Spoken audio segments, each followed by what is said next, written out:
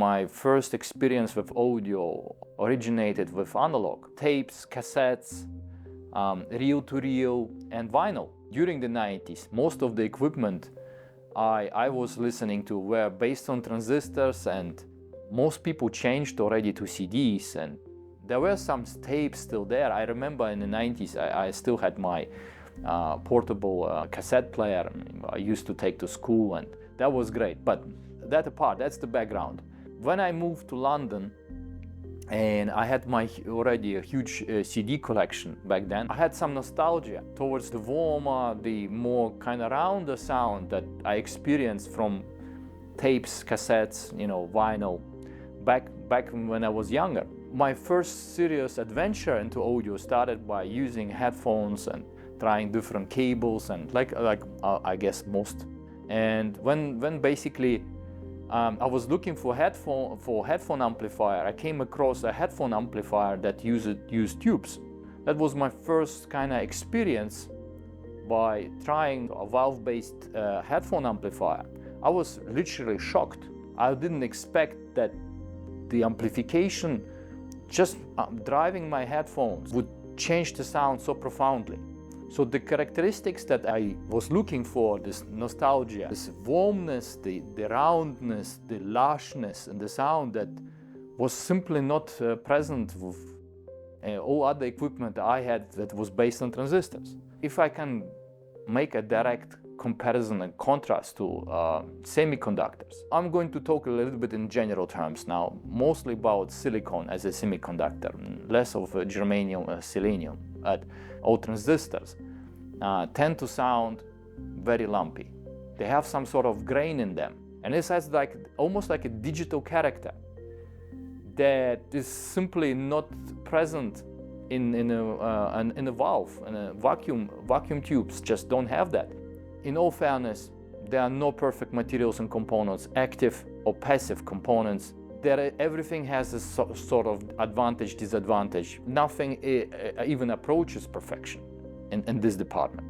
And if we are to reproduce music at its highest potential, then those properties, the sound properties of transistors just don't bring it.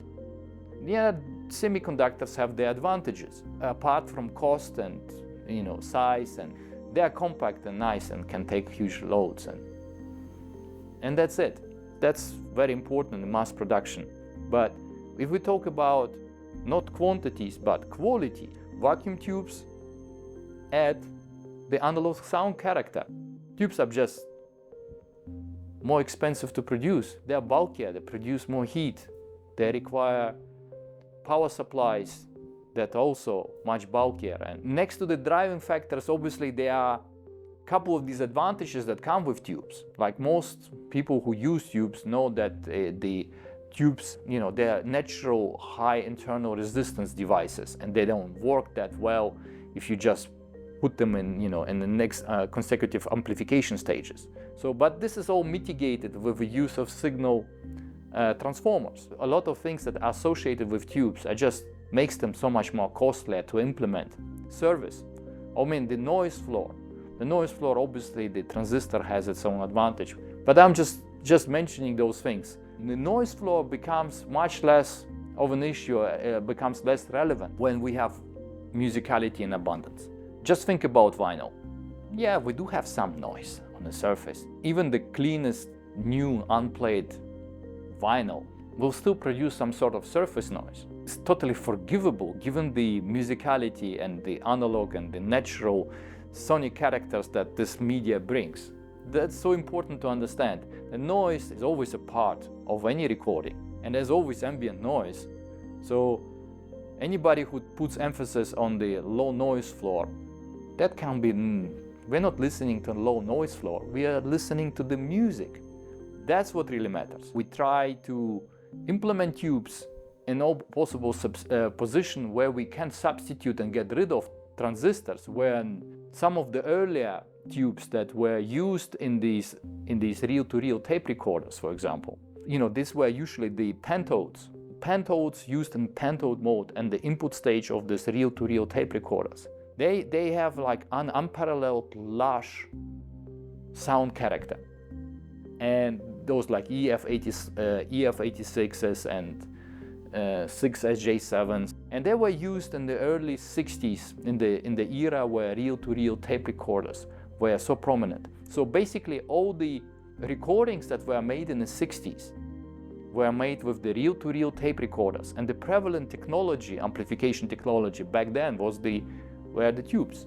Were used to record most of the master tapes that we love so much. The audiophiles will always remember that most of the best recordings actually stem from the 60s. All this orchestra and acoustic recordings, those 60s RCA recordings, they were using the reel-to-reel tape machines, and they had nothing but tubes in amplification.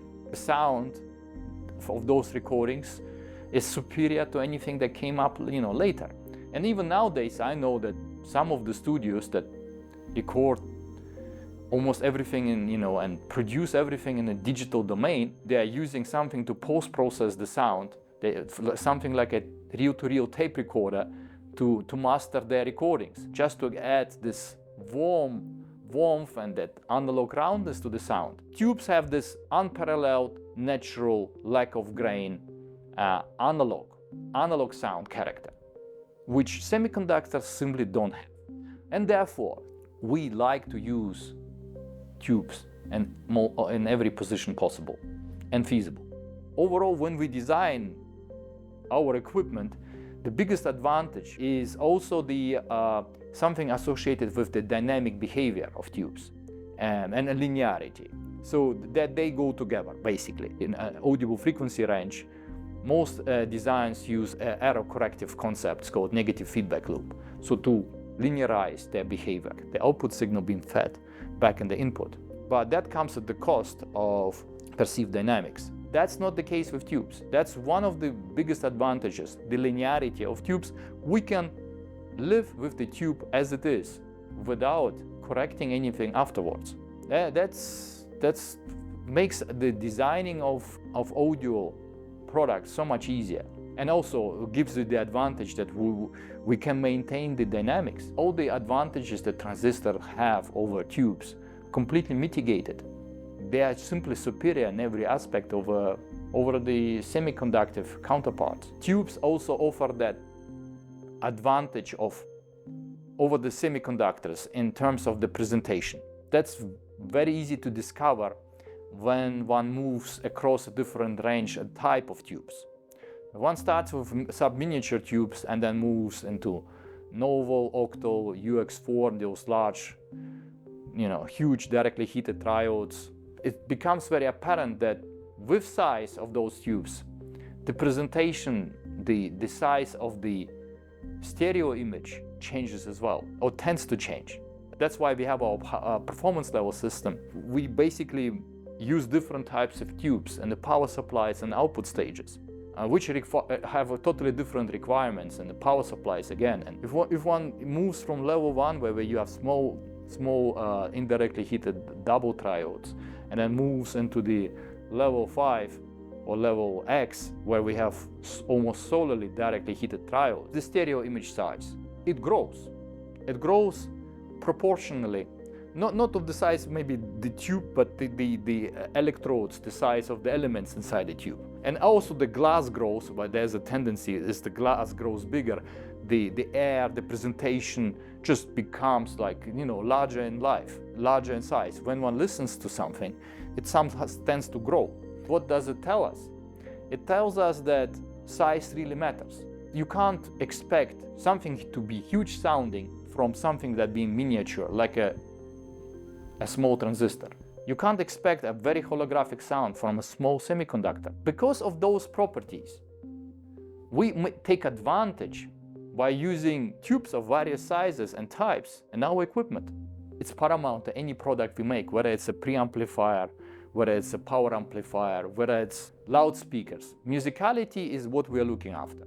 The biggest change to this sonic character of sound actually originates at very source. And that's why we, for example, have in our VDTs, as we move up in performance, we have an increased number of tubes that we employ in those circuit designs. Because Every tube that we substitute for semiconductors removes more and more of the digital character that everybody associates when one plays back a digitally recorded material. That's why if one tries our VDT, one will notice their uncanny analog sound character, which is simply unheard of from a digital source. And that obviously then translates itself back into playback of the digital and our DACs. The same idea is being applied. So our digital doesn't sound digital, it sounds analog, the way it's supposed to sound in the first place, because a digital is only an approximation of analog. Valves remain the central, the focal point, because there's simply no substitute.